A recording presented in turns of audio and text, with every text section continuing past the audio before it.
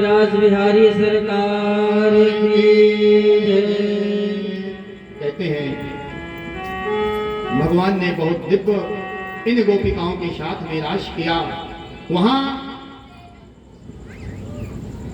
कामदेव आया और कामदेव ने कहा कि प्रभु मैं आपको जीतने के लिए आया। भगवान ने कहा पूरा प्रयास कर लो। तो कहते हैं कामदेव पराजित हुए। कामदेव भगवान को पराजित नहीं कर सके और लज्जित होकर के यहां से चले गए। यही कामदेव एक बार भगवान रामावतार में भी भगवान राम के ऊपर भी अपना प्रहार कहने गए थे, लेकिन सफल नहीं हुए थे। एक बार भगवान भोलेनाथ के पास में भी गए थे, लेकिन वहां भी सफलता नहीं मिली थी। कहते हैं काम को पराजित होने के उपरांत सभी गोपिकाओं को भगवान ने विदा किया। देवियों आप अपने अपने घर को जाओ। सभी गोपिकाएं भगवान के चरण कमलों का बंधन करते हुए कहते हैं रास लीला 6 महीने तक हुई और 6 महीने की रात्रि हो गई, सवेरा हुआ ही नहीं। लेकिन इस बात को सिर्फ भगवान को ही पता है, बाकी किसी को नहीं पता, क्योंकि यह दिन रात किसके प्रभाव से होते हैं? कहते हैं माया के प्रभाव से होते हैं, और माया को भगवान के चरणों की दासी है। भगवान जब आते हैं अपने महलों में, उधर क्या होता है? कंस के मन में हुआ कि बहुत समय हो गया, जो मेरा शत्रु था उसका कुछ पता नहीं चल रहा। तो कहते हैं अक्रूर जी को बुलाया, और अक्रूर जी को बुलाने के उपरांत कंस ने कहा मुझे ज्ञात हुआ है कि वृंदावन में नंद बाबा के यहाँ 2 बालक हैं, आप जाओ और उन दोनों बालकों को लेकर के आओ, यहाँ मेले का आयोजन करते हैं। कहते हैं अक्रूर जी ने कंस को बहुत समझाने की चेष्टा की। कंस ने कहा जाओ या तो फिर मैं तुम्हारा वध कर दूंगा। अक्रूर जी यहां से वृंदावन की ओर प्रस्थान करते हैं, और वृंदावन की ओर जब प्रस्थान करते हैं, सायंकाल की वेला थी, गोधूली वेला थी। रास्ते में ही भगवान गोविंद से भेंट हो गई। जब भगवान गोविंद से भेंट हुई, अक्रूर जी को देख करके कृष्ण और बलदाऊ जी दोनों दौड़ करके गए, काका काका कहते हुए उनके चरण वंदन किए। अक्रूर जी तो जानते थे कि ये परमात्मा है। महाराज अक्रूर जी से भगवान कृष्ण ने कहा काका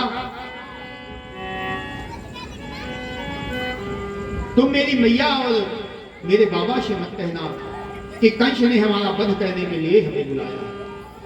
अगर तुमने कह दिया कि कंस ने वध करने के लिए बुलाया है,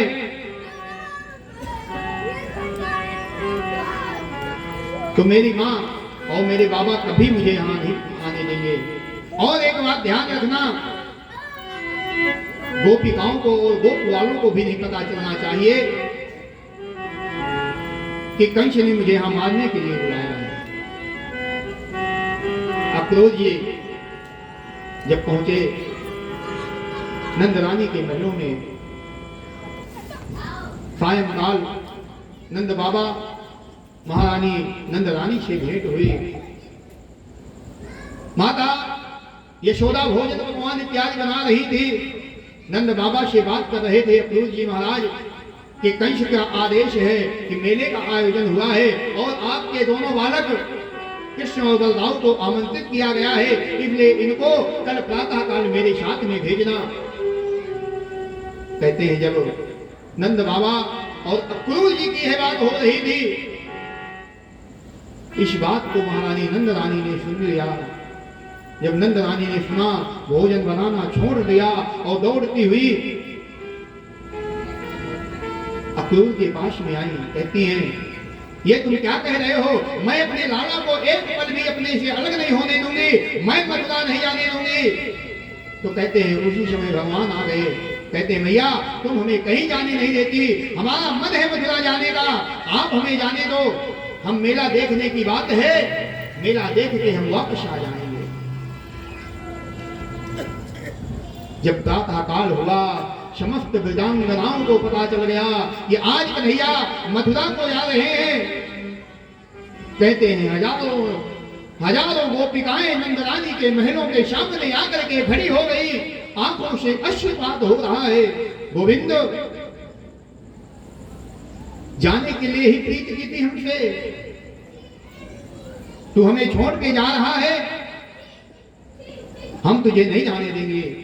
अगर तू जाना ही चाहता है तो पहले हमारे प्राणों को ले ले और बाद में जाना, क्योंकि हम तेरे बिना जी नहीं सकते।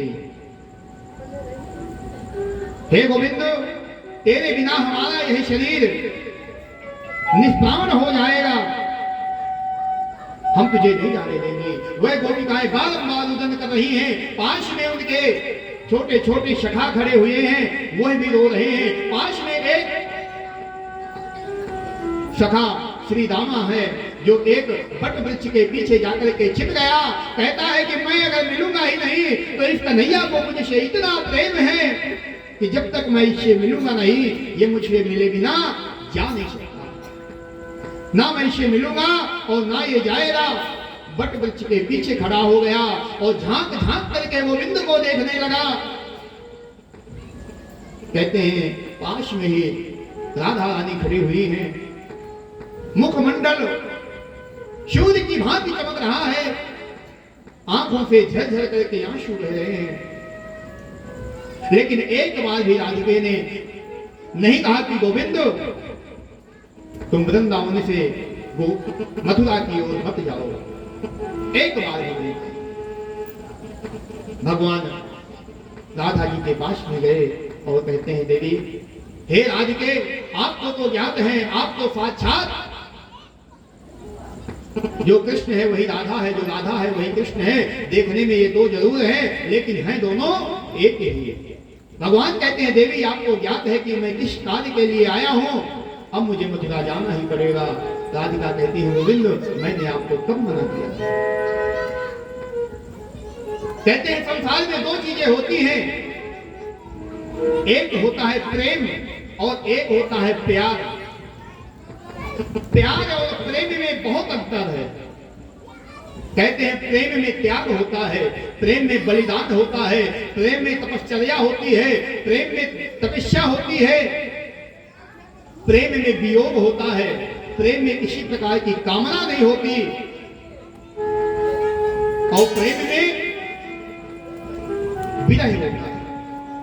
जो सच्चा प्रेमी होता है कभी उसका मिलन नहीं होता। जो प्यार होता है, प्यार में कामना होती है, प्यार में भोग होता है, प्यार में वासना होती है, प्यार में चाहत होती है और प्यार में पाने की अभिलाषा होती है। इसलिए प्यार और प्रेम में जमीन आसमान का अंतर है। इन गोपिकाओं ने भगवान से प्रेम किया है और सांसारिक पुरुष हम आपस में क्या कहते हैं? प्रेम को कहते ही नहीं है। क्या कहते हैं? प्यार कहते हैं, चाहते हैं।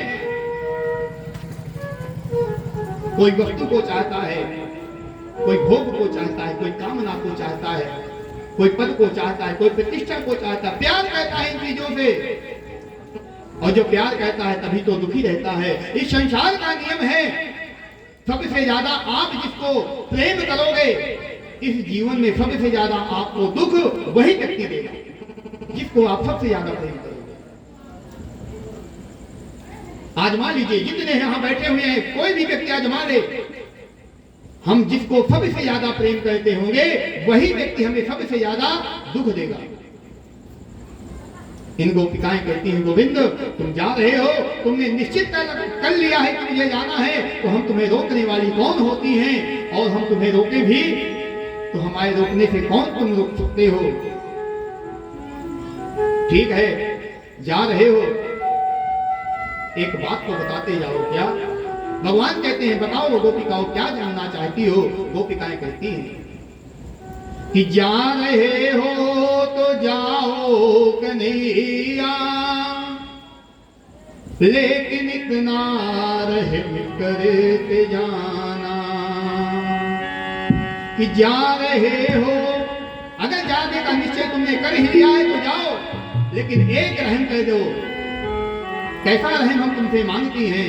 गोपिकाएं कहती हैं कि जा रहे हो तो जाओ कन्हैया, लेकिन इतना रहम करते जाना कि दिल तो पहले ही तुम ले चुके हो, कि दिल तो पहले ही तुम ले चुके हो।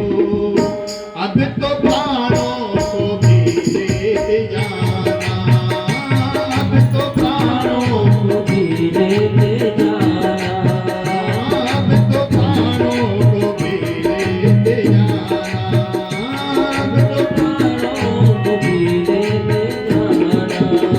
क्योंकि अगर तुम चले गए और हमारे प्राणों को छोड़ गए तो क्या होगा? आपको क्या लगता है हम बचेंगे? नहीं, कि प्रेम बिरहा में जल जाएंगे हम। जो तेरे प्रेम की विरागी है उसमें हम जल जाएंगे।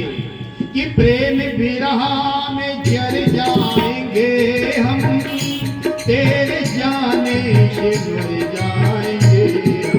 प्रेम बिरहा में जल जाएंगे हम, तेरे जाने से मर जाएंगे।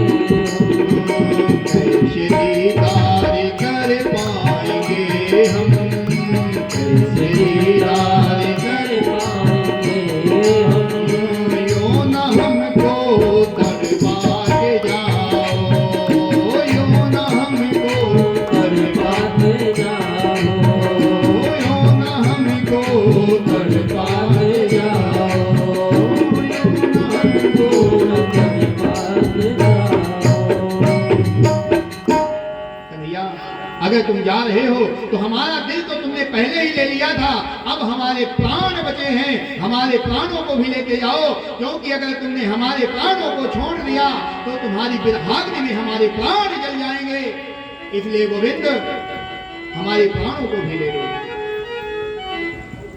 गोविंद कहते हैं, देवियों तुम मांग लो हमसे, हम तुम्हें कुछ देना चाहते हैं। गोपिकाएं कहती हैं क्या दोगे? गोविंद कहते हैं तुम जो कुछ मांगोगी मैं दूंगा, लेकिन मुझे जाने के लिए मना मत करना। तो गोपिकाएं कहती हैं, देखिए कितनी सुंदर बात कहती हैं गोपिकाएं। गोपिकाएं कहती हैं कि प्रेम की राह पर हे गोविंद हमने तुमसे प्रेम किया और तुमने हमसे प्रेम किया।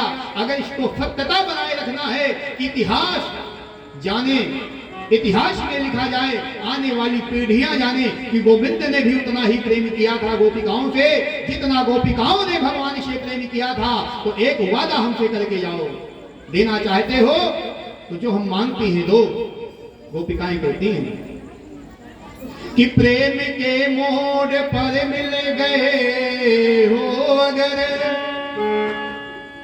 अगर कन्हैया तुमने हमसे प्रेम किया है और इस रास्ते पर मिले हो तो हम तुमसे मांगती हैं कि प्रेम के मोड़ पर मिल गए हो अगर उम्र भर साथ देने का वादा करो। कि प्रेम के मोड़ पर मिल गए हो अगर उम्र भर साथ देने का वादा करो। कि आ गए हो तो जाने की जिद ना करो। आ गए हो तो जाने की जिद ना करो। जा रहे हो तो आने का वादा करो। जा रहे हो तो आने जा रहे हो तो आने का वादा करो। जा रहे हो तो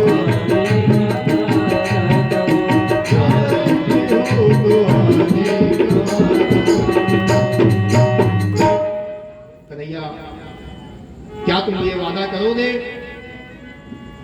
ये क्या ये वचन तुम हमें दे करके जाओगे? जाने का निश्चय कर लिया है तो एक वादा करो कि मैं लौट करके आऊंगा। भगवान ने कहा हाँ देवियों, मैं परसों के दिन लौट करके आऊंगा। भगवान ने वचन दिया। और ऐसा आता है श्रीमद् भागवत महापुराण में कि आज भगवान इस वृंदावन पुण्य भूमि को, ब्रज धाम को छोड़ करके जैसे ही गए, कहते हैं दोबारा लौट करके कभी ब्रज धाम को नहीं आए। कहते हैं जब हमारा आपस में सांसारिक पुरुषों में जब योग होता है, हम अपने आप को नहीं संभाल पाते। आज वो साक्षात परमात्मा छोड़ करके जा रहा है। उन गोपिकाओं के हृदय को कौन समझ सकता है? कहते हैं जैसे ही भगवान रथ में बैठने लगे, नंद रानी अंदर से दौड़ती हुई आई, कन्हैया रुक। भगवान तुरंत रथ से उतर गए। कहते हैं माँ बताओ, बोलो माँ। नंद रानी कहती है कन्हैया मुझे एक बात पता चली है कि तू हमारा बेटा नहीं है,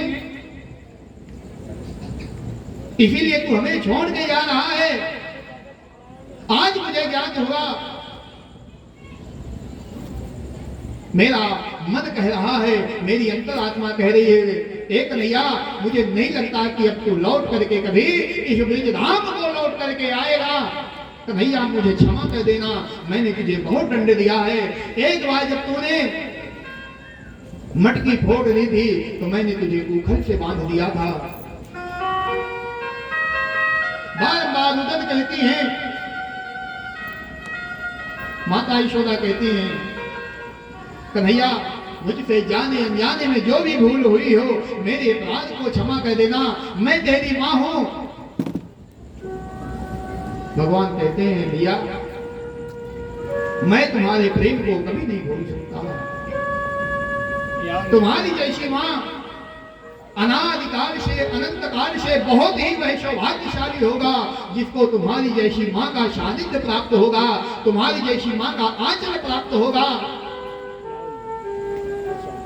माँ मेरी मजबूरी है, मुझे जाना पड़ेगा। और भगवान ने मुंह मोड़ा और रथ में जाकर के बैठ गए। जब भगवान रथ में बैठे तो कहते हैं भगवान ने पीछे मुड़ करके दोबारा नहीं देखा। यानी भगवान कहना चाहते हैं कि अगर मैं पीछे मुड़ करके देखूंगा तो मैं मथुरा को नहीं जा सकता। कहते हैं नंद बाबा गोप वालों के साथ में पहले ही मथुरा नगरी को प्रस्थान कर गए थे।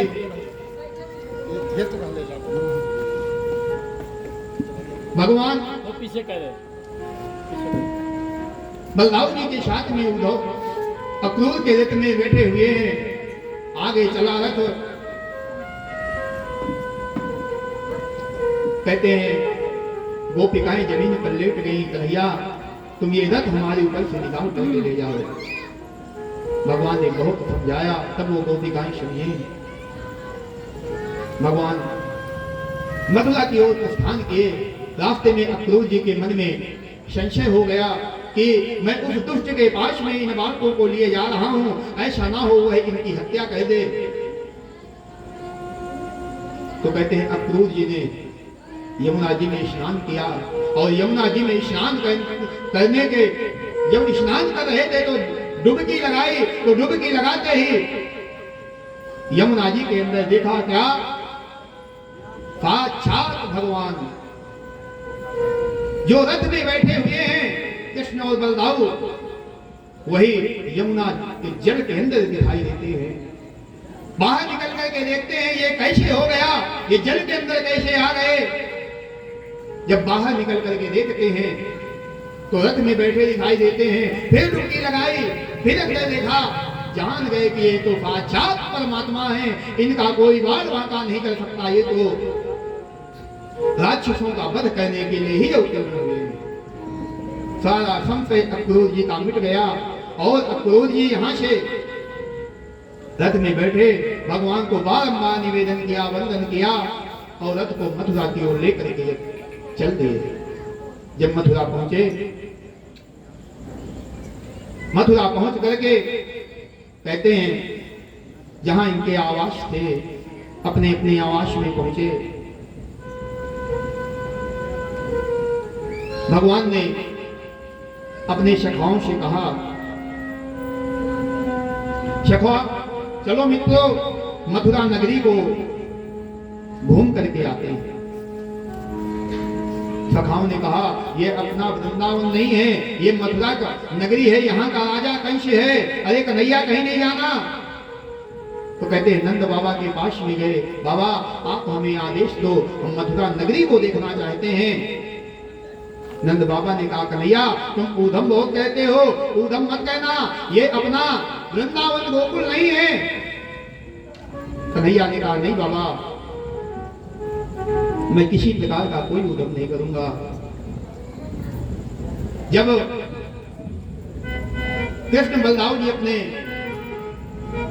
सखाओं के साथ में मथुरा नगरी के लिए प्रस्थान किया तो कहा क्या देखते हैं, आगे से एक धोबी चला रहा है।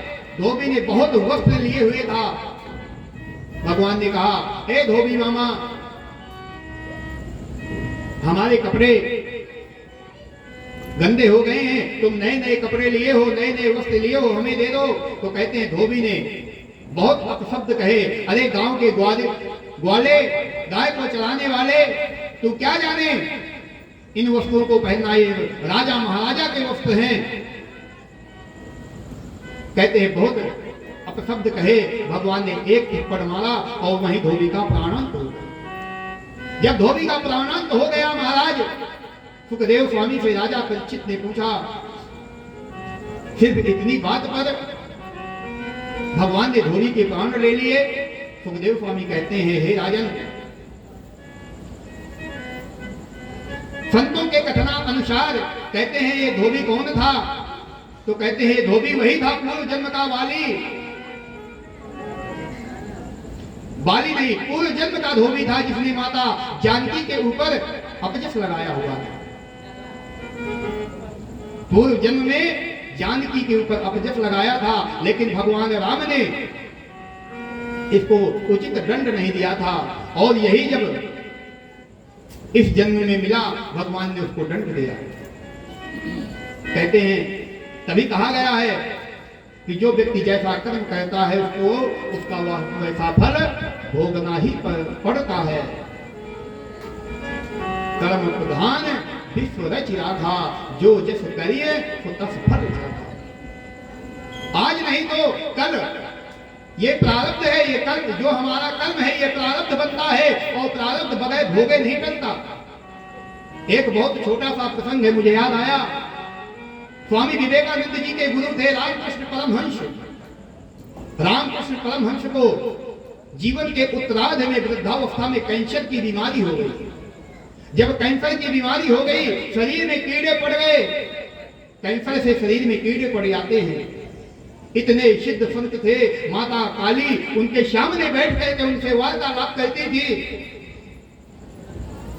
माता काली ने जब देखा, अरे रामकृष्ण अरे बेटा, तेरे शरीर में ये कीड़े पड़ गए हैं, तेरे अंदर इतनी तपस्या है कि तू कैंसर की बीमारी को ठीक कर सकता है। अगर तूने ठीक करना चाहता तो मैं ठीक किए देती हूँ। तो पता है रामकृष्ण परमहंस जी ने क्या कहा? रामकृष्ण परमहंस जी ने कहा, हे माता, ये मेरा प्रारब्ध है, ये मुझे भोगना ही पड़ेगा। इस जन्म में भोग लिया तो ठीक है, नहीं मुझे अगला जन्म लेना पड़ेगा और ये मुझे भोगना ही पड़ेगा। ये सुख और दुख कोई किसी को नहीं देता। हम अपने कर्मों के अनुसार सुख पाते हैं और अपने कर्मों के अनुसार ही दुख पाते हैं। सुखस्य दुखस्य न को विधाता। तुलसीदास जी ने भी कहा है कि काहो न को सुख दुख करे दाता, काहो न को सुख निज कृत कर्म भोग शब भ्राता, निज कृत कर्म भोग शब भ्राता। जो व्यक्ति जैसा कर्म करता है उसको भोगना ही पड़ता है। कहते हैं कर्मों की गति बहुत न्यारी होती है, इसलिए जब भी कोई कर्म करो हमेशा विचार के करो। मन के कहने से कर्म नहीं करना चाहिए। जो व्यक्ति मन के कहने से कर्म करता है उसका पतन हो जाता है। बुद्धि के अनुसार कर्म करने चाहिए।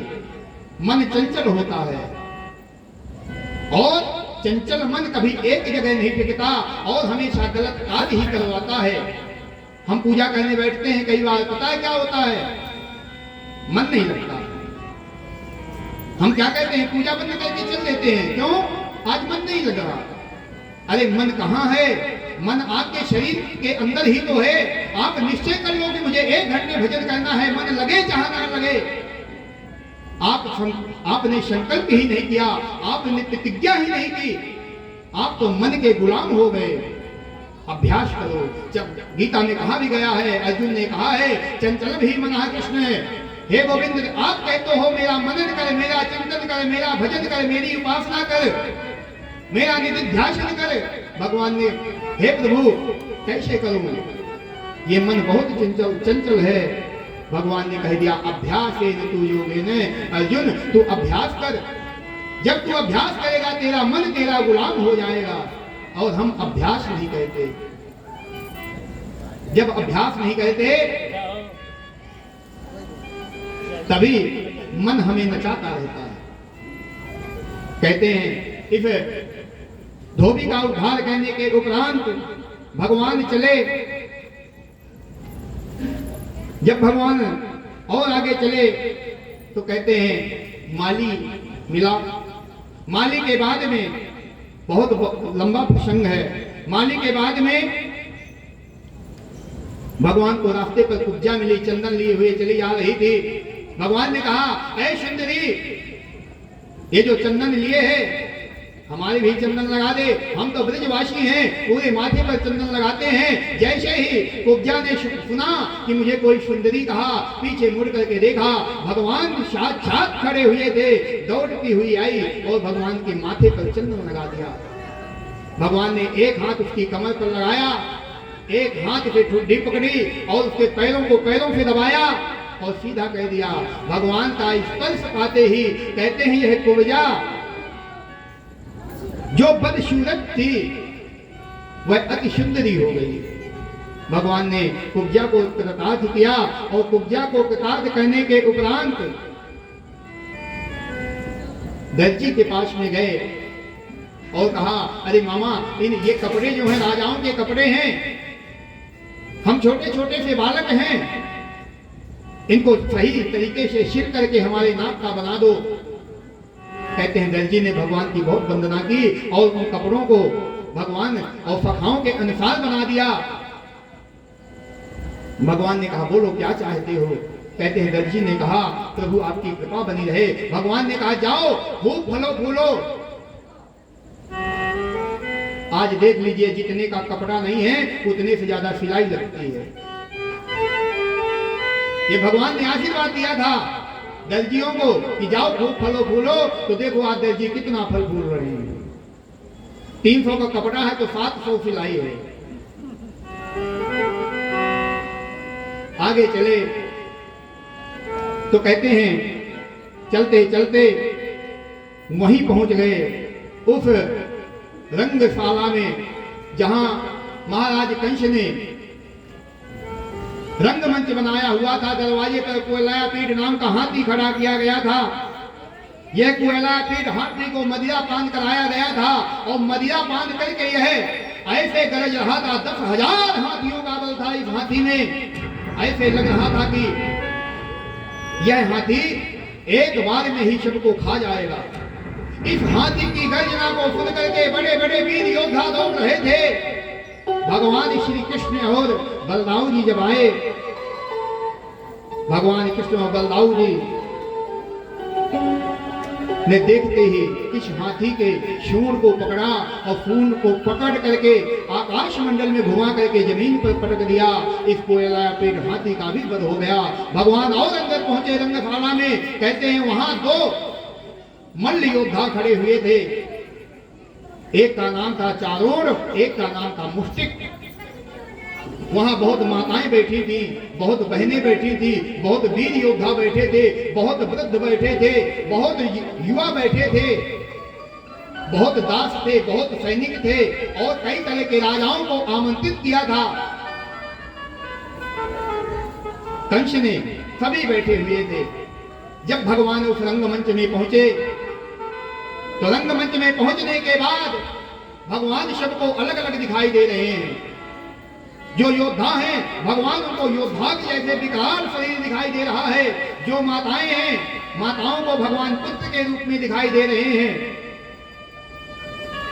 जो कन्याएं बैठी हुई हैं भगवान को पति के रूप में देखती हैं, उनको पति के रूप में दिखाई दे रहे हैं। जो मित्र बैठे हैं उनको मित्र के रूप में दिखाई दे रहे हैं। जो भक्त बैठे हैं उनको भगवान के रूप में दिखाई दे रहे हैं। कहते हैं जो जिस भाव में भगवान को देखता है भगवान उसको उसी भाव में दिखाई दे रहे हैं कि जागी रही भावना जैसी, जागी रही भावना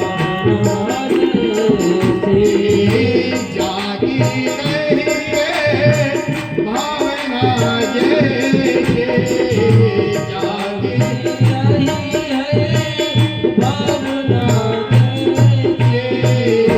प्रभु मूरत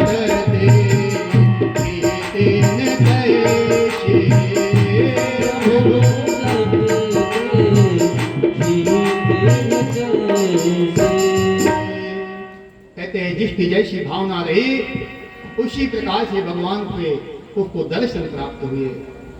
जैसे ही कृष्ण और बलदाऊ जी को चारों और मुष्टिक ने देखा, आओ कन्हैया, आओ बलदाऊ, हमें तुम्हारा ही इंतजार था। तुमने हमारे बहुत से मित्रों को मारा है। पूतना को मार दिया, बकासुर को मार दिया, अघासुर को मार दिया, वत्सासुर को मार दिया, धेनुकासुर को मार दिया। बहुत से राक्षसों का तुमने वध किया है। आओ आज हमसे 2-2 हाथ करो। भगवान ने कहा, अरे मामा, हम तो छोटे छोटे से बालक हैं, आपसे युद्ध कैसे कर सकते हैं। कहते हैं दोनों ये दौड़ करके गए। एक ने भगवान कृष्ण को पकड़ा और एक ने भगवान बलदाऊ जी को पकड़ा। दोनों का युद्ध, चारों का युद्ध होने लगा। जब इनका युद्ध होने लगा तो कहते हैं युद्ध कहते कहते भगवान ने हास परिहास में ही चारों और मुष्टिक दोनों का वध कर दिया। जब चारों और मुष्टिक दोनों का वध कर दिया, भगवान एक तुरंत दौड़ करके गए और छलांग लगाई कि ना बालो ना किशोर कंबलश्च बलिराम वरा लील एवं हतो वेन सहत दुप सत्वभूत। भगवान दौड़ करके गए और छलांग लगाई जहां कंस बैठा हुआ था और कंस के पास में जाकर के कंस के केश को पकड़ करके, कंस के बालों को पकड़ करके भगवान ने मंच से नीचे जमीन पर पटक दिया। जब कंस जमीन पर गिरा, भगवान उसके पास में आए और फिर भगवान ने बालों को पकड़ लिया कंस के। कंस कहता है, अरे कन्हैया छोड़ दे, मुझे लग रहा है मेरे बालों को मत पकड़। कन्हैया ने कहा, क्यों मामा, आज बालों की पीड़ा समझ में आ गई। जब मेरी माँ के तूने बाल पकड़े थे तब मेरी माँ को भी कष्ट हुआ था। आज तुझे अपनी पीड़ा दिखाई दे रही है, याद कर वो समय जब तू मेरी माँ का वध करना चाह रहा था। कहते हैं भगवान कृष्ण और कंस का युद्ध हुआ, भगवान ने कंस का वध किया और कंस का वध करने के बाद अपने माता पिता देवकी वसुदेव को कारागार से मुक्त कराया। बोलिए कृष्ण चंद्र भगवान की। उग्रसेन महाराज को गद्दी पर बिठाया। उग्रसेन महाराज को गद्दी पर बिठाने के बाद भगवान को गुरुकुल में शिक्षा लेने के लिए प्रेरित करते हैं। और यहाँ भगवान ने नंद बाबा इत्यादि अपने सभी मित्रों को वृंदावन की ओर प्रस्थान किया। नंद बाबा ने कहा क्यों कन्हैया वृंदावन नहीं चलोगे? कन्हैया ने कहा नहीं बाबा आप चलो, मैं आऊंगा। कहते हैं सभी सखा रोते हुए गोविंद को छोड़ करके वृंदावन की ओर चले गए। भगवान को बलदाऊ जी को और कृष्ण जी को विद्या अध्ययन के लिए सांदीपनी मुनि के आश्रम में भेजा गया उज्जैन। यहाँ इनकी भेंट हुई एक विप्र कुमार से जिसका नाम था सुदामा, और भगवान ने बहुत ही अल्प काल में सभी प्रकार की विद्या अर्जित कर ली।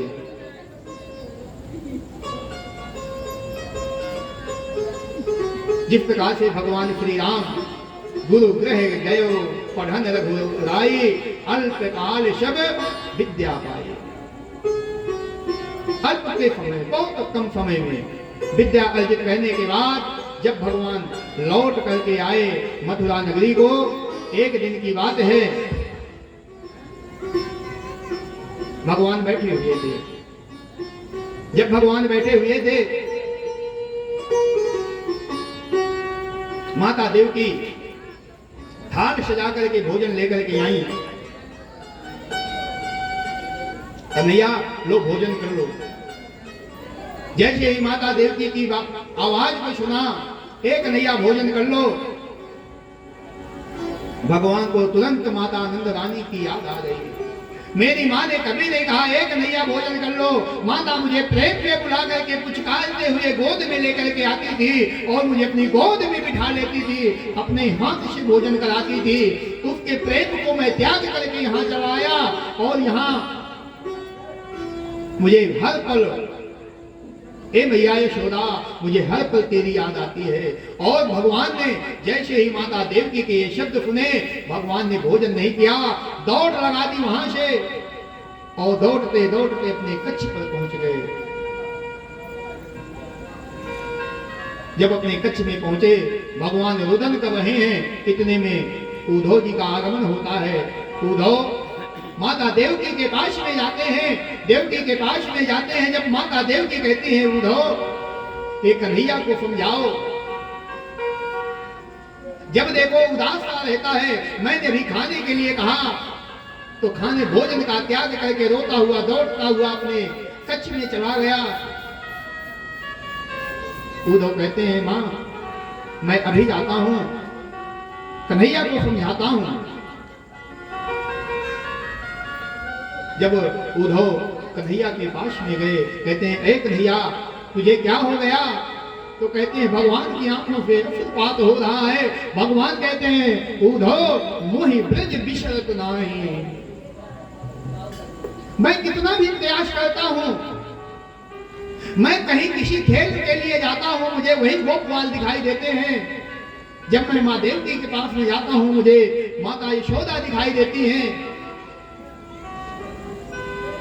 हर कदम पे मुझे उन गोपिकाओं का प्रेम नजर आता है जिनको मैं छोड़ करके चला आया। उद्धव मैं तो बहुत प्रयास करता हूं मुझे ब्रज बिछड़ जाए, लेकिन क्या करूं मेरे मन मस्तिष्क से ब्रज की याद निकलती ही नहीं है। उद्धव एक काम करो, जाओ तुम गोपिकाओं को समझा करके आओ, उन गोप वालों को समझा करके आओ। अगर वो समझ गए, मुझे लगता है कि जैसे वो मुझे याद करते हैं मैं भी उनको याद करता हूँ। अगर वो मुझे याद करना बंद कर देंगे तो मैं भी उन्हें याद करना बंद कर दूंगा। कहते हैं ना, मन से मन का तार मिला होता है। उद्धव ने कहा, भैया बस इतनी सी बात है, मैं अभी जाता हूं। लेकिन कन्हैया एक बात सुन, मैं वहां ज्यादा दिन रुकूंगा नहीं, मैं तुरंत समझा करके चला आऊंगा। मैं उन्हें ऐसा ज्ञान का उपदेश दूंगा कि गोपिकाएं जो सगुण ब्रह्म को चिल्लाती हैं, वह निर्गुण का जब मैं उनको उपदेश करूंगा वो सब भूल जाएंगे।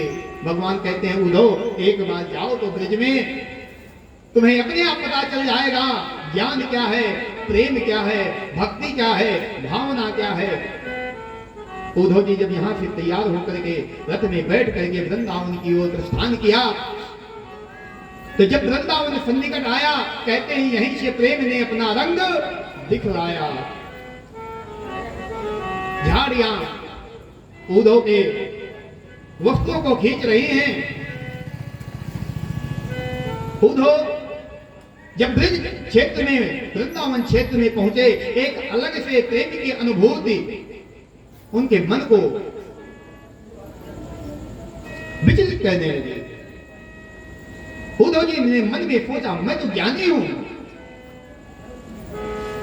और आगे चले तो कहते हैं, ये गोपवाल जिस दिन से भगवान ब्रज को छोड़ करके गए थे, कह के गए थे ना कि मैं परसों लौट करके आ जाऊंगा, ये सभी छोटे छोटे से गोप कुमार उसी रास्ते पर बैठे रहते हैं कि आज कन्हैया आएगा, आज कन्हैया आएगा।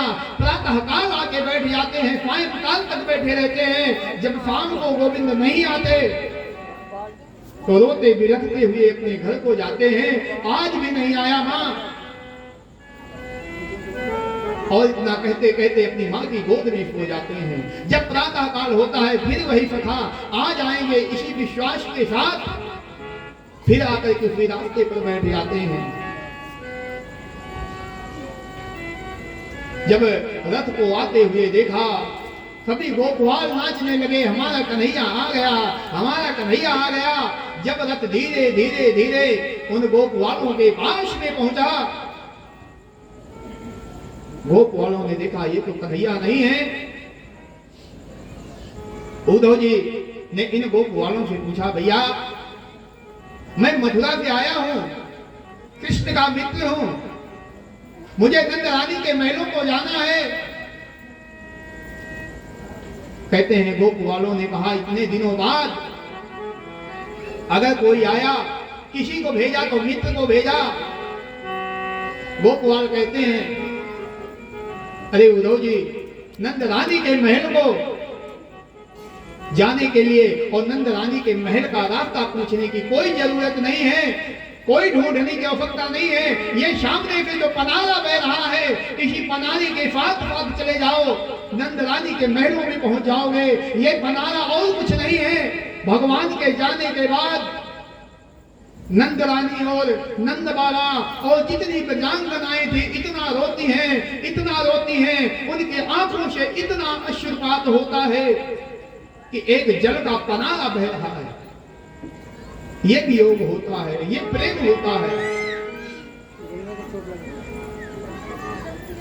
कहते हैं उद्धव जी यहां से जब नंद रानी के महलों की ओर पहुंचे, जब नंद रानी के महलों के पास में पहुंचे, महलों के अंदर प्रवेश किया, सामने देखा एक बूढ़ी सी मां बैठी हुई है।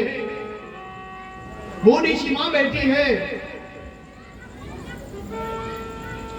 बूढ़ी सी मां को देख करके उद्धव जी ने कहा, माता हे नंद रानी, मैं आपको प्रणाम करता हूं। तो कहते हैं, जिस दिन से भगवान गए उस दिन से नंद रानी इतना रोई कि आंखों से कम दिखाई देने लगा, कानों से कम सुनाई देने लगा। उद्धव जी ने जोर से कहा, हे माता, मैं उद्धव कृष्ण का मित्र आपको प्रणाम कहता हूं। नंद रानी ने कहा, धीरे बोलो, पालने में मेरा कन्हैया सो रहा है।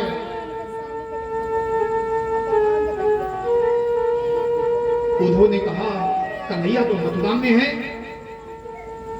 ये कह रही है कि मेरा उद्धव पालने में सो रहा है। हाँ, मेरा कन्हैया मुझे छोड़ के तो कभी जा ही नहीं सकता, वह पालने में सो रहा है। आ मैं तुझे दिखाती हूँ। उद्धव का हाथ पकड़ा और जैसे ही पालने की ओर गई, खाली पालने को देखा, कन्हैया कहाँ है, और वही जमीन पर मूर्छित होकर के गिर गई। अरे वो कन्हैया तो मेरा पुत्र था ही नहीं, इसलिए तो मुझे छोड़ करके चला गया है। कहते हैं उसी समय नंद बाबा का आगमन होता है। उद्धव का जो ज्ञान है धीरे धीरे बहने लगा। रात्रि भर वार्तालाप हुई नंद बाबा और माता यशोदा से। जब प्रातः काल हुआ, नंद बाबा और माता यशोदा की आज्ञा को लेकर के उद्धव ने कहा, मैं गोपिकाओं से मिलना चाहता हूं, राधा रानी से मिलना चाहता हूं।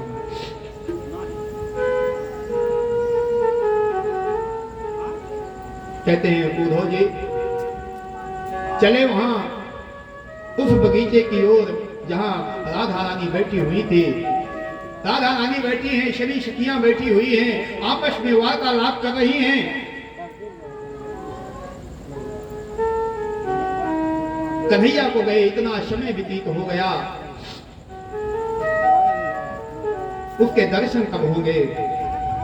एक कहती है, मैंने तो कल कन्हैया को सपने में देखा, कन्हैया आया था हमारे घर और माखन चुरा करके जैसे ही जाने लगा, मैंने कन्हैया का हाथ पकड़ना चाहा, वह तो जोर से छुड़ा करके भाग गया। ए राधिके, क्या तूने सपने में भी कभी कृष्ण को नहीं देखा? राधा जी कहती हैं, अरे सखी, जिस दिन से गोविंद छोड़ करके गए, उस दिन से मेरी नींद ने भी मुझे छोड़ दिया। जिस दिन से गोविंद गए, उस दिन से आज तक मुझे नींद नहीं आई। जब मैं सोई ही नहीं तो मैं सपना कैसे देखूं? तुम तो भाग्यशालिनी हो कि तुम सपने में भगवान के दर्शन तो कर लेती हो। कहते हैं उसी समय एक भौरा आता है। गोपिकाएं कहती हैं, ए भौरा, तू भी कृष्ण के जैसा ही है, फूलों का रंग लेकर के चला जाता है। जो कोई कृष्ण से ज्यादा प्रेम करता है, कहते हैं ये उसको ज्यादा कर पाता है। भौरा, तू तो छलिया है, तू भी छलिया है, और वह हमारा सांवरिया जो था, हमारा कृष्ण जो था, वो भी छलिया है। क्या करें? ये सभी गोपिकाएं आपस में वार्तालाप कर रही हैं। उद्धव एक वृक्ष के पीछे खड़े हैं और खड़े खड़े देख रहे हैं। ये गोपिकाएं क्या कह रही हैं? कितना प्रेम है, अद्भुत प्रेम इनका। कहते हैं भक्ति में प्रेम होता है। गोपिकाएं कहती हैं कि कृष्ण की याद आती है, क्या करें, हमें छोड़ करके चला गया वो निष्ठुर। कितना सुंदर भाव है। कहती हैं, कन्हैया, तेरी याद में ना तो मैं चल पाती हूँ, ना मैं बैठ पाती हूँ, ना मैं उठ पाती हूँ, ना किसी से मिल पाती हूँ। हर घड़ी तेरी ही याद आती रहती है। ना तो तेरी याद मुझे सोने देती, ना तेरी याद मुझे खाने देती, ना तेरी याद मुझे चलने देती, ना तेरी याद मुझे जीने देती, और ना तेरी याद मुझे मरने देती। क्या करूं? इतना सुंदर भाव है। तुम्हारी याद आती है, बताओ क्या करें?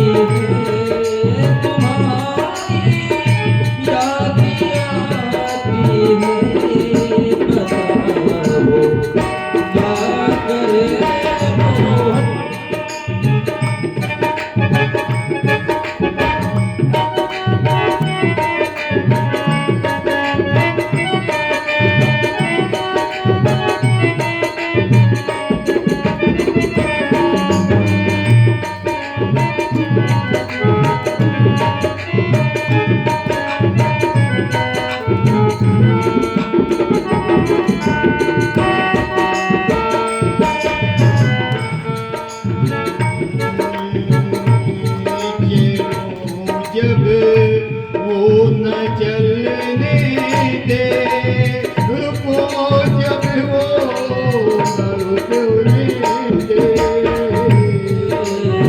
चलो जब वो न चले मेरे, रुको जब वो न रुके जब वो न चलने दे, रुको जब वो न रुकने दे,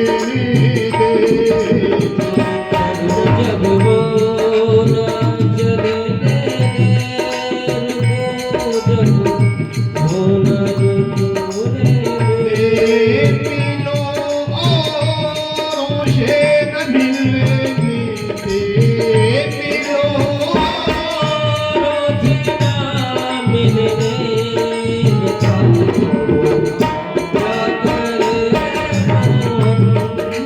तुम्हारी याद आती है, बताओ क्या करे मोहन, तुम्हारी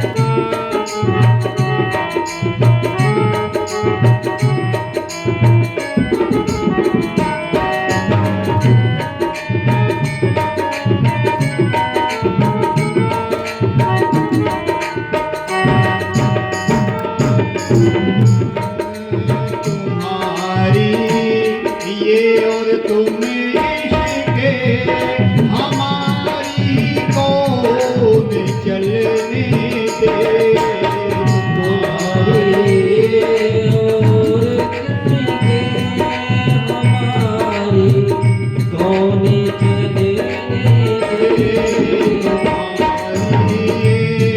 और तुम इश्क़े हमारी कौन चलने दे, तुम्हारी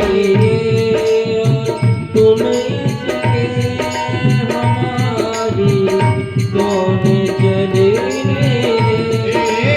जब जाएगी तुम आओ, जब जाएगी तुम आओ, बताओ क्या करे मोहन, तुम्हारी याद आती है, क्या करे मोहन, तुम्हारी याद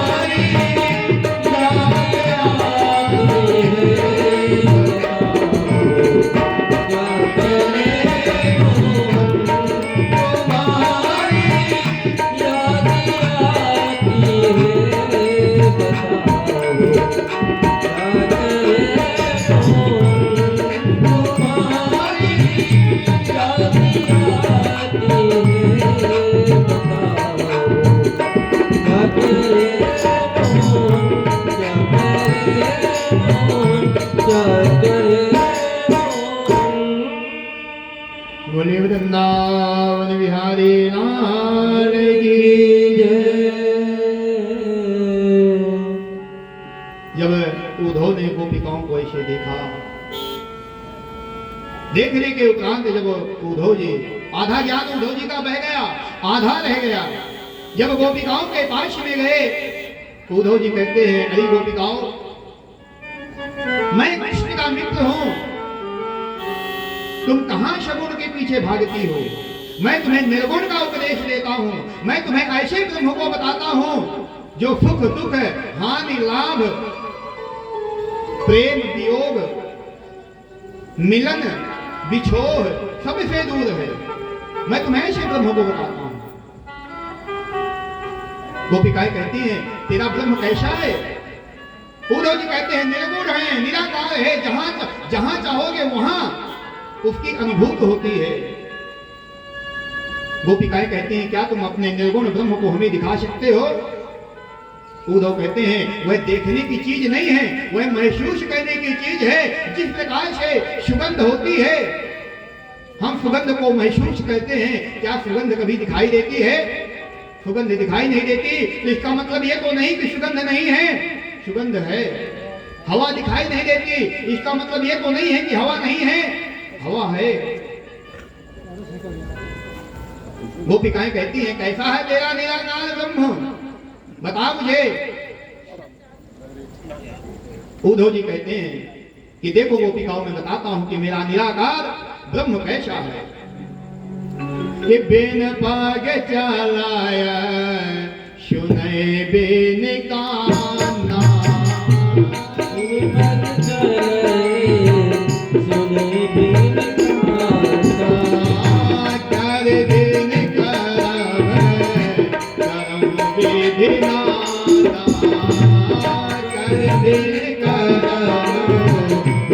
विधि नाना, आनन रहेग सकल रस भोगे, आनंद रहेग सकल रस भोगे, बिन पाने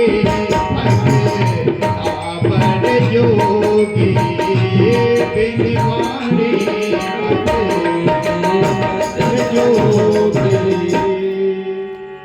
मेरा निराकार ब्रह्म ऐसा है। इस संसार में ऐसी कोई जगह नहीं है जहां वह नहीं है।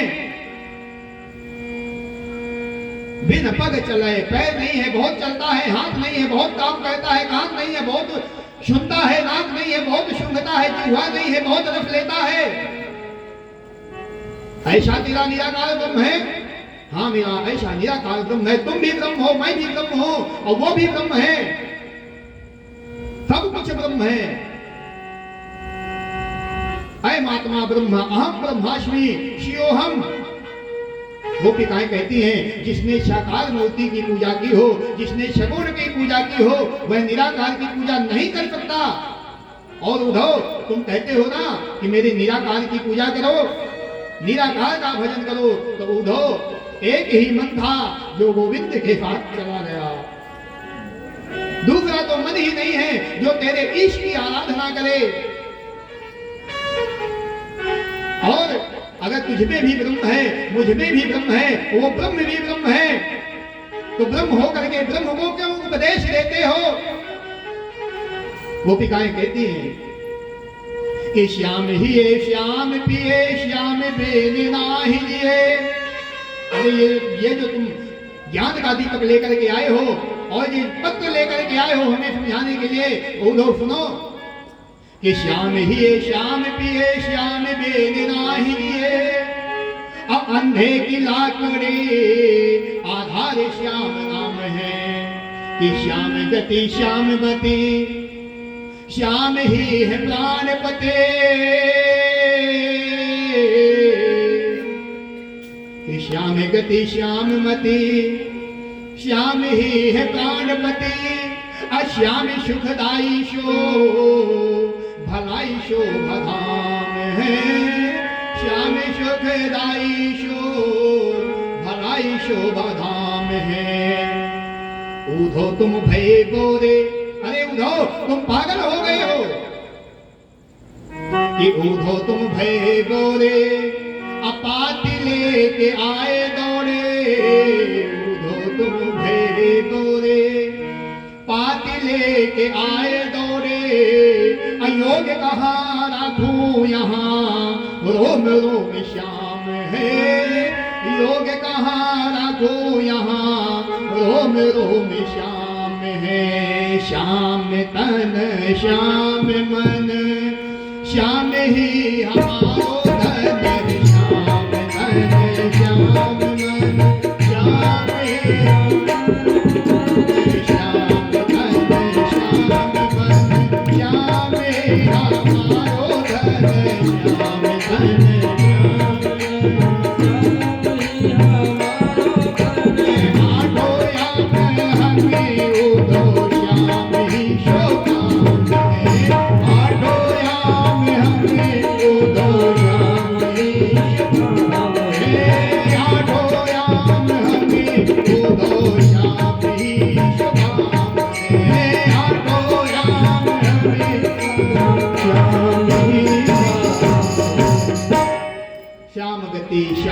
माटी। श्याम हमारा चलना, श्याम हमारा रुकना, श्याम हमारा बोलना, श्याम हमारा खाना, श्याम हमारा देखना, श्याम हमारा उठना, श्याम हमारा बैठना, श्याम हमारा सोना, श्याम हमारा जगना। यह जीवन भी श्याम है और जिंदगी की फाम भी श्याम है। अरे उधो आठों याम कहते हैं 3 घंटे का एक याम होता है, तो 24 घंटे में कितने याम होते हैं? 8 याम होते हैं। अरे उधो 24 घंटे में एक पल भी समय तो नहीं है कि मैं तेरे योग को सुनूं, तेरे ब्रह्म को सुनूं। कहते हैं उधो जो ज्ञान देने आए थे, कहते हैं ज्ञान की पोटली वहीं खुल गई उधो जी की, और उधो वहीं गोपिकाओं के चरणों में लौट गए। कहते हैं ज्ञान बह गया। ज्ञानी को अभिमान हो सकता है, एक बात हमेशा याद रखना, ज्ञानी को अभिमान हो जाता है लेकिन भक्त को कभी अभिमान नहीं होता। ज्ञानी का पतन भी हो जाता है लेकिन भक्त का कभी पतन नहीं होता। ज्ञानी को हो सकता है भगवान के दर्शन ना हो, लेकिन भक्त को हमेशा भगवान के दर्शन होंगे। आज उद्धव का ज्ञान बह गया, गोपिकाओं के चरणों में लेट गए, बारंबार निवेदन करने लगे। कहते हैं उद्धव 6 महीने तक वहीं रमण रेती में लौटते रहे। इस ब्रजभूमि, वह ब्रजभूमि धन्य है। धनम वृंदावनम तेने भक्ति नेतृत्व यत्रिचा। वह वृंदावन धाम धन्य है जहां भक्ति नाचती है। ज्ञान वैराग की बात मत करो। समय के साथ पहले दिन की कथा में ही बताया गया था, समय काल चक्र के अनुसार ज्ञान वैराग त्याग जल जल हो गए, समापन होता जा रहा है इनका, सिर्फ भक्ति बची है। और वही भक्ति आज भी वृंदावन में नाचती है। ये ज्ञानी जो अपने आप को ज्ञानी कहता था, उद्धव आज वही ब्रज रज में लौट रहा था 6 महीने तक। और जब 6 महीना व्यतीत हो गया, भगवान के पास में गया। जब उद्धव गए, भगवान ने कहा आओ उद्धव। तो कहते हैं जब उद्धव जी ने वृंदावन जाने के लिए कहा था, उस समय भगवान रो रहे थे। आज और उद्धव हंस रहे थे। आज उद्धव वृंदावन से आए हैं, उद्धव रो रहे हैं, और आज भगवान हंस रहे हैं। भगवान ने कहा बताओ उद्धव हुआ है वृंदावन? उद्धव कहते हैं अरे छलिया, अरे कपटी, तुझे ऐसा करना चाहिए था। तेरे प्रेम में उन्हें गोपिकाओं के विरह, कितना विरह भोग रही है, खाने पीने की शुद्ध नहीं है, एक ही नाम जपती है, मेरे गोविंद, मेरे माधव, मेरे मुरारी। हे कन्हैया तुम कहां हो? लेकिन उन गोपिकाओं के प्रेम को भी देखो। मथुरा और वृंदावन की दूरी 8 किलोमीटर है। अगर चाहती तो एक दिन में 4 चक्कर लगा करके भगवान से मिल सकती थी, लेकिन कहती हैं एक बार भी गोपिकाएं भगवान से मिलने के लिए मथुरा को नहीं गई। ये प्रेम की परिभाषा है। हम जिससे प्रेम कहते हैं वो जैसे सुखी रहना चाहे, जैसे प्रसन्न रहना चाहे, उसकी प्रसन्नता में ही हमारी प्रसन्नता है। भगवान ने कहा उद्धव, उन गोपिकाओं को समझाया। उद्धव कहते हैं कन्हैया तुझे ऐसा नहीं करना चाहिए था। और उद्धव ने बहुत ही भगवान को डांटा। उद्धव जी को भगवान ने कहा अरे उद्धव आंखें बंद करो। और उद्धव जी ने जैसे ही आंखें बंद की, कुछ पल के बाद भगवान ने कहा उद्धव अपनी आंखें खोलना। उद्धव ने जैसे ही अपनी आंखें खोली, भगवान के पास में राधिका रानी विराजमान हैं और समस्त विरांगनाएं भगवान के पास में विराजमान हैं। भगवान कहते हैं अरे उद्धव, इन ब्रजवासियों से तो मेरा कभी वियोग होता ही नहीं है। ये ब्रजवासी ना मुझे कभी छोड़ सकते और ना मैं कभी इन ब्रजवासियों को छोड़ सकता। ऐसा भगवान का दिव्य प्रेम है। बोलिए वृंदावन बिहारी लाल की।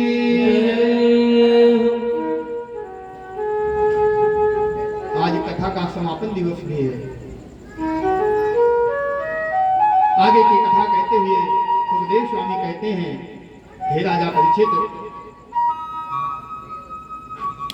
जब कंस का वध हो गया तो कंस की 2 पत्नियां थी और कंस की ये दोनों पत्नियां महाराज जरासंध की बेटियां थी कि अस्ति प्राप्तिश्च कंसस्य महिष्मो भरतर्षभ मृते भरतरि दुर्खा दुःखारते ये तो विष्णु पितुर्ग्रहान। इनके पति की मृत्यु होने के उपरांत यह दोनों कंस की पत्नियां अपने पिता के पास में गईं और पिता से शिकायत की कि कृष्ण के द्वारा हमारे पति को मार दिया गया। कहते हैं जरासंध ने मथुरा पर 17 बार आक्रमण किया और 18वीं बार जब आक्रमण करने के लिए आया तो ब्राह्मणों को यज्ञ में बिठाया है। हे ब्राह्मणों, यज्ञ करो, इस बार मुझे उस छलिया को पराजित करना है। अगर मैंने उसको पराजित नहीं किया तो क्या होगा, मैं सभी ब्राह्मणों का वध कर दूंगा। अब वो सभी ब्राह्मण यज्ञ में लग गए। जब जरासंध आक्रमण करने के लिए आया तो कहते हैं इस बार भगवान ने युद्ध नहीं किया। बलदाऊ जी के साथ में भगवान ने बलदाऊ जी को कहा भैया अब यहां से भाग चलते हैं, क्योंकि यह दुष्ट जरासंध जो है इसकी मृत्यु हमारे हाथ में नहीं है और हम इसको मार नहीं सकते और ये हमें जीत नहीं सकता।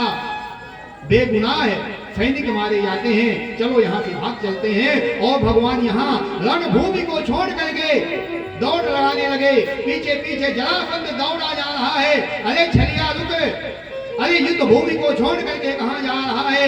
यहीं से भगवान का नाम रणछोड़दास जी महाराज हो गया। बोलिए वृंदावन बिहारी लाल की। और भगवान यहाँ से दौड़ते दौड़ते कहाँ गए, कहते हैं गुजरात गए।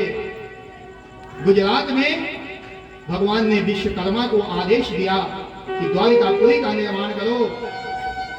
समुद्र के अंदर एक द्वीप है, बहुत दिव्य जगह है, बहुत सुंदर जगह है। समुद्र वाले जहाज से जाना पड़ता है वहां। उसका नाम भेंट द्वारिका है। और द्वारिकाधीश का जो मंदिर है वो तो पहले है। भेंट द्वारिका जाने के लिए समुद्र वाले जहाज में अंदर जाना पड़ता है।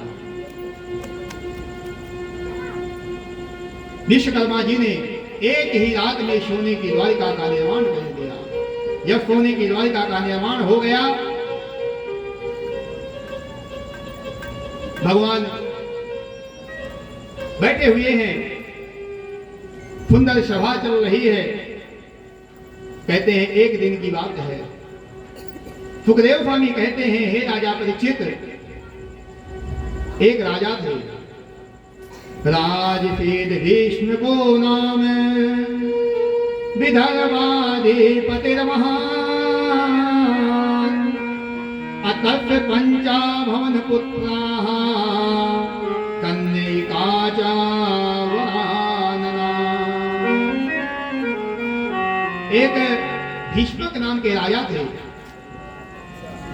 उनकी एक पुत्री थी जिसका नाम था रुक्मणी। रुक्मणी के जो भाई थे उनका नाम था रुक्मी, और रुक्मी के जो मित्र थे उनका नाम था शिशुपाल। कहते हैं बचपन में ही मित्रतावश रुक्मी ने अपनी बहन रुक्मणी का विवाह शिशुपाल के साथ में तय कर दिया। जब बहन विवाह योग्य हुई तो रुक्मी ने अपने पिताजी से कहा, पिताजी रुक्मणी को कहो कि जब हम स्वयंवर करें शिशुपाल के गले में जयमाला डाल दें। मैंने शिशुपाल को वचन दिया हुआ है। और इधर क्या हुआ, माता रुक्मणी जो साक्षात लक्ष्मी का अवतार है, अपनी भाभियों से, अपने पिता से गोविंद की बहुत महिमा सुनी हुई थी। और महिमा को सुनते सुनते सुनते सुनते मन ही मन अपने मनसा वाचा कर्मणा के द्वारा गोविंद को अपना पति मान लिया था। रुक्मणी को जब पता चला मेरा स्वयंवर होने वाला है, भाई ने कहा है कि शिशुपाल के साथ में विवाह करना है, भाभियों से बताया। भाभियों ने कहा तुम द्वारिकाधीश को पत्र लिख करके भेज दो और यथा स्थिति बता देना, वो आएंगे और तुम्हें ले जाएंगे। कहते हैं माता रुक्मिणी पत्र लिखती हैं। पत्र में क्या लिखती हैं कि का त्वां मुकुंद महती कुलशील रूप अभिद्यावयो द्रविण धाम भीरात्म तुल्यम धीरापतिं कुलवती च व्रणीत कन्या काले सिंह नरलोक मनोभिरामम। कितना सुंदर शब्द लिखा। ऐसी कौन सी नारी है हे गोविंद, हे द्वारिकाधीश, जो आपकी छवि को देख करके मोहित न हो जाए। मैंने आपके गुण को सुना, आपके शील को सुना, आपके स्वभाव को सुना और सुन करके ही मैं मोहित हो गई। हे गोविंद, क्या आप चाहोगे कि किसी सिंहनी का शिकार को कोई श्रृंगार कर ले? मैं सिंहनी हूं और यह जो शिशुपाल है यह श्रृंगार है, सियाल है। आप सिंह हो, आप आओ मेरा हरण कर लो। कहते हैं माता रुक्मिणी ने आगे और लिखती हैं, कहती हैं कि मैं तुम्हें कहां मिलूंगी? हे गोविंद, मैं आपको मिलूंगी कहां? आप मुझे ढूंढने मत आना। मैं आपको बता रही हूं, हमारे कुल की मर्यादा है, परंपरा है कि जब कन्या का विवाह होता है तो विवाह के पहले वह देवी पूजन के लिए जाती है और मैं जब देवी पूजन के लिए जाऊं वहीं पर आप आइएगा और मेरा हरण कर लीजिएगा। कि अंतःपुरांतर चरे मनिहत्य बंधोष त्वामोद गृहे कथमिति प्रवदाम्युपायम् पूर्वे धीरस्ति महते कुलदेवी यात्रा यस्यां बहिर्नम मधुर गिरिजामुपेया। मैं गिरजा के पूजन के लिए जाऊंगी, हे गोविंद आप वहीं आ जाना और वहीं से मेरा हरण कर लेना। ये पत्र एक पंडित को दिया और ब्राह्मण को पत्र देने के उपरांत कहा, हे विप्र देवता आप शीघ्र जाइए। वह ब्राह्मण यहां से चले और जब द्वारिकाधीश के पास में यह ब्राह्मण पहुंचे, ब्राह्मण को देख करके प्रणाम किया। कहते हैं भगवान के महलों में संतों और ब्राह्मणों का दरवाजे पर रोका नहीं जा सकता, किसी भी समय भगवान से मिल सकते हैं। ये ब्राह्मण देवता जब भगवान के हाथ में पत्र दिया, भगवान ने कहा आप ही पढ़ करके सुनाइए। ब्राह्मण ने कहा नहीं प्रभु आप पढ़ो और शीघ्र चलो। भगवान ने पत्र हाथ में लिया, रुक्मिणी के प्रेम को पढ़ा और तुरंत सारथी को आदेश दिया रथ को सजाया जाए। रथ सजाया गया, ब्राह्मण को बिठाया और भगवान जब कुंदनपुर की ओर प्रस्थान कहते हैं महाराज बलदाऊ जी ने देखा, कहा कन्हैया कहां जा रहे हो? कन्हैया कहते हैं भैया मैं जरूरी काम में हूं, आता हूं। कहते हैं बलदाऊ जी जान गए कि रुक्मिणी का स्वयंवर हो रहा है, यह ब्राह्मण आया है, जरूर कोई भी पत्र लेकर के आया होगा, संदेशा लेकर के आया होगा। इतनी जल्दी में अगर कन्हैया जा रहा है तो जरूर वहीं जा रहा है। भगवान ने मन में विचार किया, बलदाऊ भैया का विवाह तो हो गया, हमारा भी तो विवाह होना चाहिए। राजा परीक्षित ने पूछ लिया बलदाऊ जी का विवाह कहां होगा? सुखदेव स्वामी कहते हैं हे राजन, एक रैवत नाम के राजा थे, त्रेता की बात है। इनके एक रेवती नाम की कन्या थी। रेवती का विवाह करने के लिए बहुत परेशान थे, कोई योग्य लड़का नहीं मिल रहा था, तो अपनी पुत्री को लेकर के ब्रह्मा जी के पास में गए और ब्रह्मा जी से कहा। एक पल वहां एक घड़ी बैठे रहे। एक घड़ी के बाद जब ब्रह्मा जी ने अपनी समाधि से जगे रैवत नाम के राजा को देखा और कहा राजन कैसे आगमन हुआ? रैवत राजा ने कहा महाराज मेरी पुत्री के लिए कोई वर बताइए। आपने किसी को मेरी पुत्री के योग्य बनाया भी है कि नहीं? ब्रह्मा जी कहते हैं राजन यहाँ कहाँ आ गए आपको यहाँ आए हुए 1 युग बीत गया। आपकी कन्या का विवाह लक्ष्मण जी के साथ में त्रेता युग में होना था, त्रेता युग समाप्त हो गया। वही शेषावतार बलदाऊ जी के रूप में है, जाओ बलराम के साथ में अपनी पुत्री का विवाह करो। तो वही रेवती जो त्रेता में जिसका विवाह लक्ष्मण के साथ में होना था, उसी रेवती का विवाह द्वापर में बलदाऊ जी के साथ में। आगे की कथा कहते हुए सुखदेव मुनि कहते हैं, हे राजा परीक्षित, भगवान जब वहां पहुंचे, वहां पहुंचने के उपरांत कहते हैं लाखों की तादाद में सैनिक लगे हुए थे रुक्मिणी की रक्षा करने के लिए। जब कहते हैं रुक्मिणी के सैनिक लगे थे, शिशुपाल के सैनिक भी लगे हुए थे, और जितने राजा स्वयंवर में आए थे उन राजाओं के सैनिक भी रुक्मिणी की सुरक्षा में लगे हुए थे। लेकिन जब भगवान पहुंचे, रुक्मिणी जी देवी पूजन के लिए आती हैं, कितना सुंदर दृश्य है।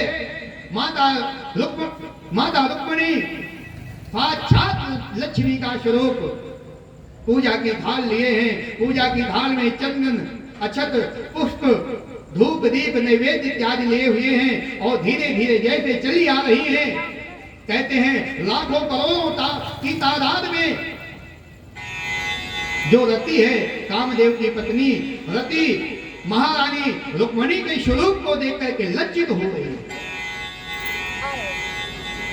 भगवान वहां पहुंचते हैं, सभी सैनिक भगवान द्वारकाधीश को देख रहे हैं। कोई भगवान के नेत्र देखता है, कोई भगवान के मुकुट देखता है, कोई भगवान के कपाल देखता है, कोई भगवान के नासिका देख करके कहता है कितनी सुंदर नासिका है, कितने सुंदर अधर हैं, अरे इनका पीतांबर देखो कितना सुंदर है, इनके केश कितने सुंदर हैं, इनके बाजुएं कितनी सुंदर हैं। एक सैनिक कहता है देखो हथेली कितनी सुंदर है, एक सैनिक कहता है हथेली क्या देखते हो, चरण कमलों को देखो, ऐसे लगते हैं जैसे गुलाब के फूल हैं।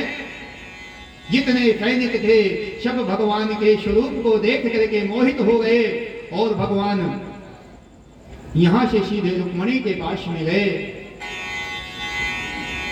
रुक्मिणी जी के पास में जाने के बाद रुक्मिणी जी को हाथ पकड़ा और रुक्मिणी जी को अपने रथ में बिठा लिया।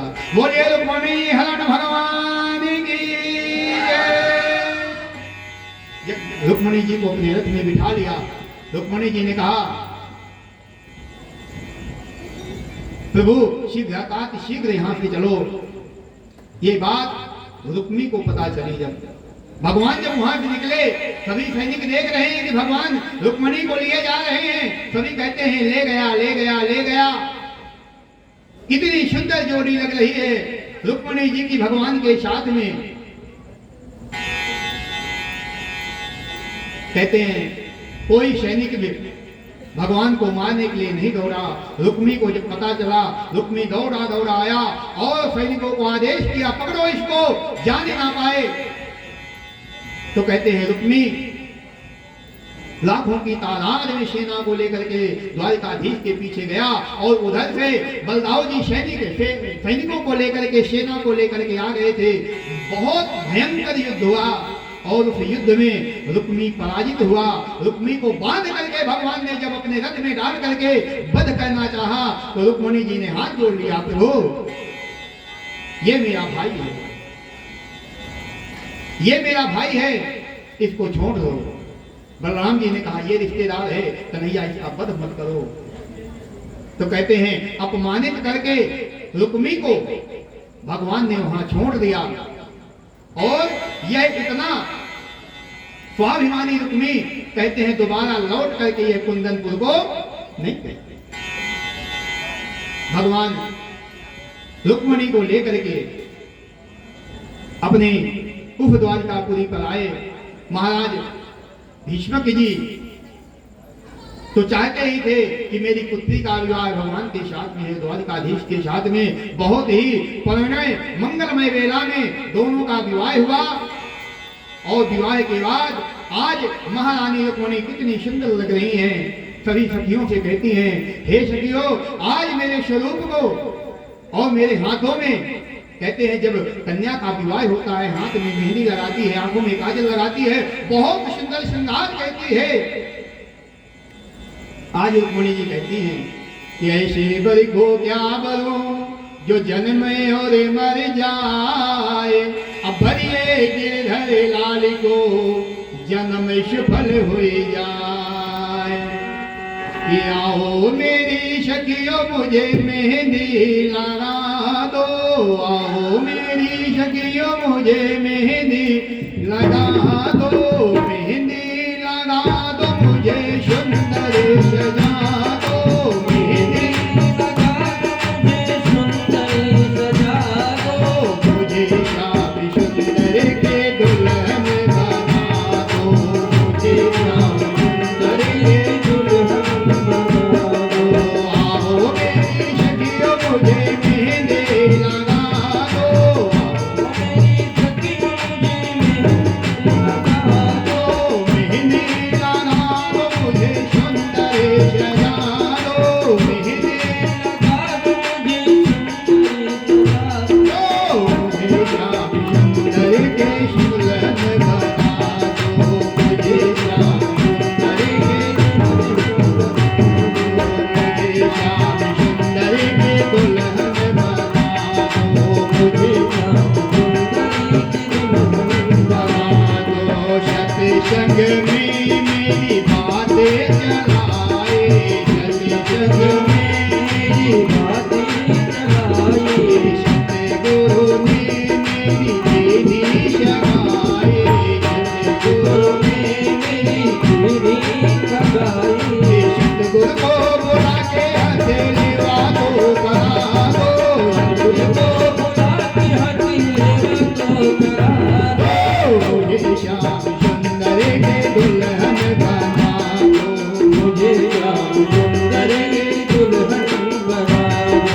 आओ मेरी सखियों मुझे मेहंदी लगा दो, आओ मेरी सखियों मुझे मेहंदी लगा दो, मेहंदी लगा दो मुझे सुंदर सजा दो, मेहंदी लगा दो मुझे सुंदर सजा दो, सुंदर के दुल्हन बना दो, मुझे श्याम सुंदर की दुल्हन बना दो।